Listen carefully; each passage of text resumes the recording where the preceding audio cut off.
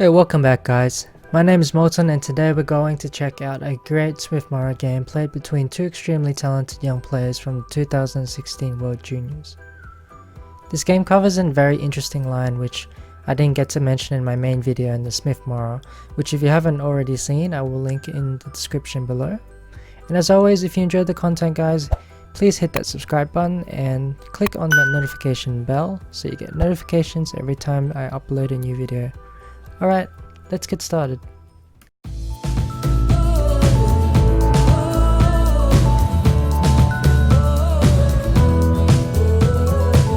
The game starts out after e4 c5. White plays our favourite gambit opening against the Sicilian defence, sacrificing the c-pawn.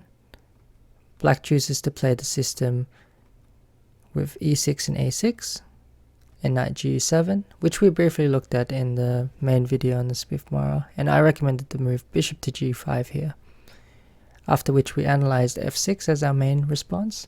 But here black also has the option of h6, which I personally feel is a better response in this position, and after which we should drop our bishop back to e3. And black has two main responses here after bishop e3, and that's the move b5 or knight g6. So firstly we'll look at the move knight to g6. After this I recommend we play a prophylactic retreat with the bishop to b3, anticipating b5. Black can wait before playing b5 by developing such as bishop e7, but after which I recommend we take full advantage of the b6 square by playing knight a4, castles, and posting our knight on this strong b6 square, which really stops black from easily developing his queenside. And we can follow up with natural moves such as rook c1 and perhaps h3, queen d2, followed by rook d1 next move. And I believe white has sufficient compensation here for the sacrifice pawn, and a very typical Morra Gambit position where we have the semi-open c and d file to play, and also we can target the weak d6 pawn here.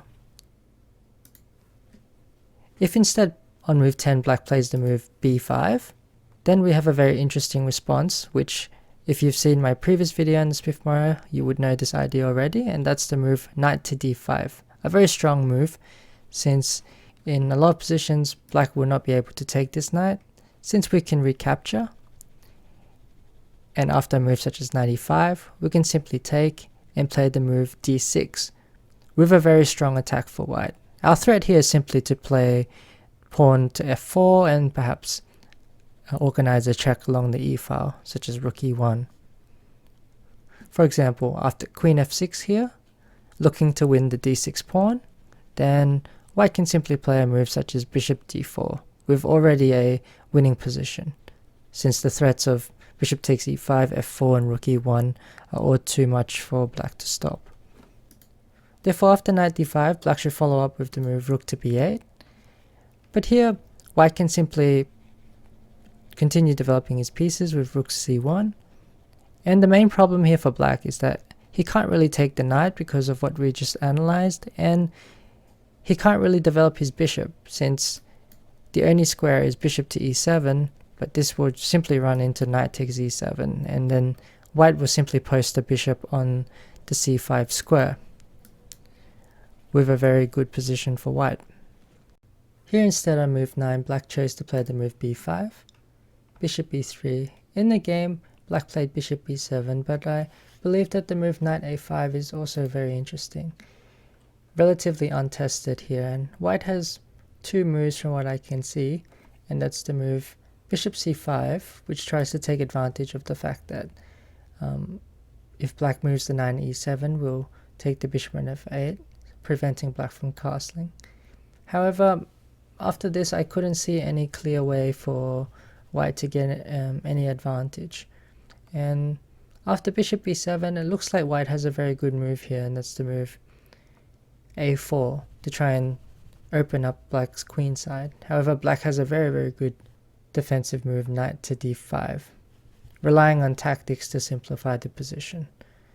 For example, bishop takes f8 is met by the in-between move knight takes c3, pawn takes c3, rook takes f8.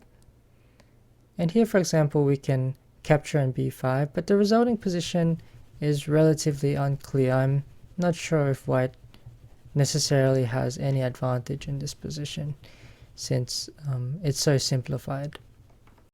On move 11, I would suggest to move rook to c1 instead, and after knight g6, we can follow up with an interesting bishop to d5, the idea being that if black takes it, we can simply play knight takes, threatening knight c7 and bishop to b6 with a winning position.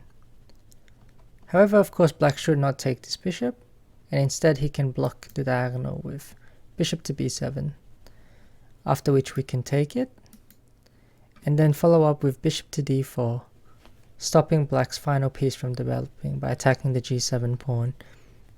And really we need a lot of practical tests in these two lines to see whether rook c1 or bishop c5 are both playable options for white.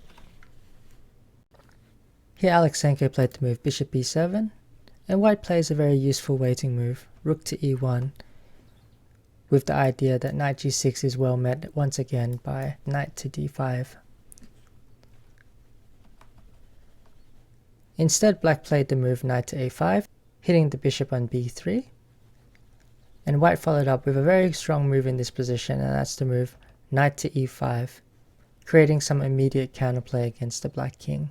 The immediate idea of knight e5 is that if black plays the move pawn to d6, then white has a very interesting sacrifice here, and that's the move knight takes f7. King takes f7, queen f3 check, and here if black goes to e8, then he's immediately lost after bishop takes e6, since the queen is going to enter on f7. If instead he plays king to g8, then white has the option of bishop takes e6, king h7, and simply rook ad1 with an extremely dangerous attack for black. Instead, after the knight to e5, black simply took this bishop on b3, and instead of the immediate recapture, white played a very strong in-between move and a great piece of preparation, bishop to b6, hitting the queen on d8, and also the queen cannot take because the queen takes d7, therefore the only move is queen to c8, and white continues to maintain the initiative in this position by playing the move queen to f3, threatening checkmate on f7. Here black can't push the f-pawn since white will have queen h5 check. Therefore, black has to find the only move in this position, and that's the move knight to f5, a very strong defensive move. Here white continues to put pressure with queen to h5, forcing g6, after which white sacrifices the knight, and black finds a very good defensive move, fianchettoing his knight on g7. White follows up with queen g4. Up until now, both players have been playing very accurate chess, and here black has a few options to try and defend.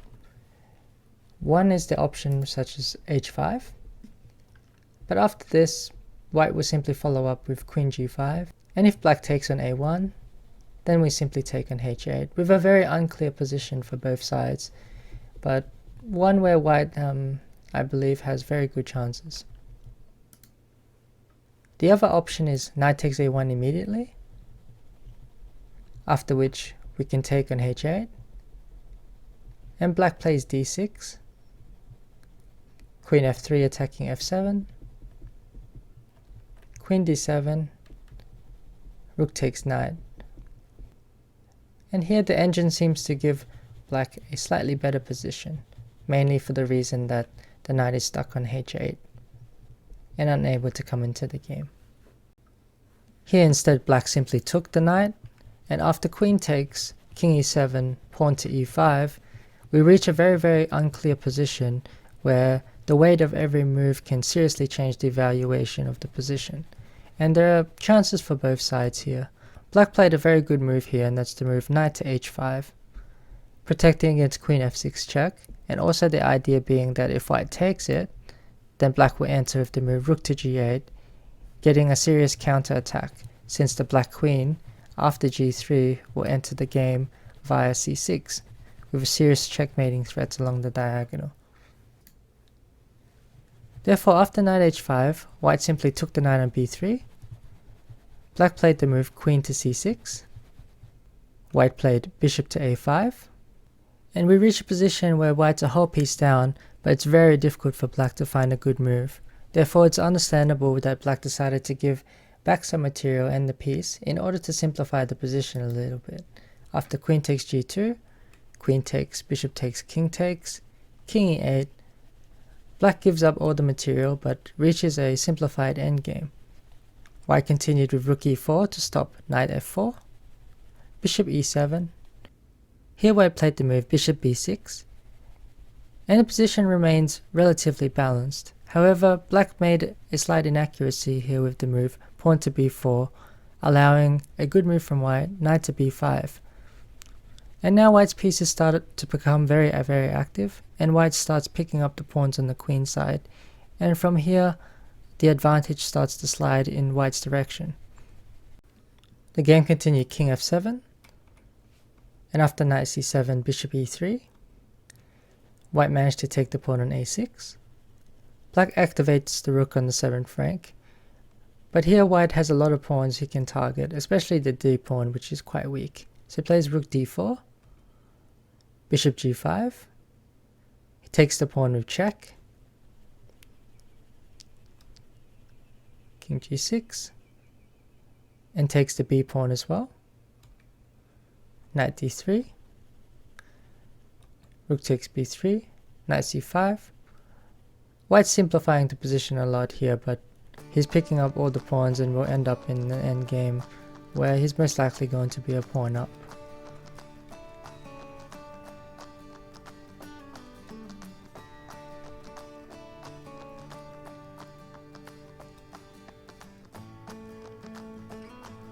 Here white played the move rook a6, attacking the e6 pawn.